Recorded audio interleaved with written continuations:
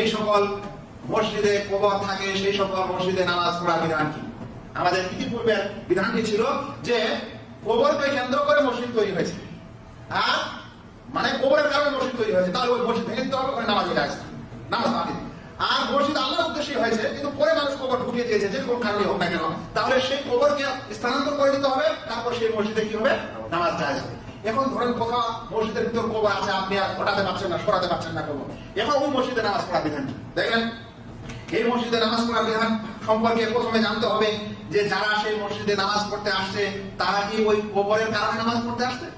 কবরের কারণে মানে যেটা অলির কবর, এটা অমুকের কবর, এই জায়গায় নামাজ পড়লে নামাজ কবুল হয়, নামাজ বেশি কবুল হয়, ইবাদত বেশি ভালো হয়, আল্লাহ কবুল করেন, বরকত আছে, এরকম কারণে সেই মসজিদে নামাজ পড়তে আসছে। যদি এরকম কারণে সেই মসজিদে নামাজ পড়ে, তাহলে সেখানে নামাজ পড়া হারাম এবং তার নামাজ বাতিল হয়ে যাবে, কারণ আল্লাহ রাসূল সাল্লাল্লাহু আলাইহি ওয়াসাল্লাম মসজিদের উপর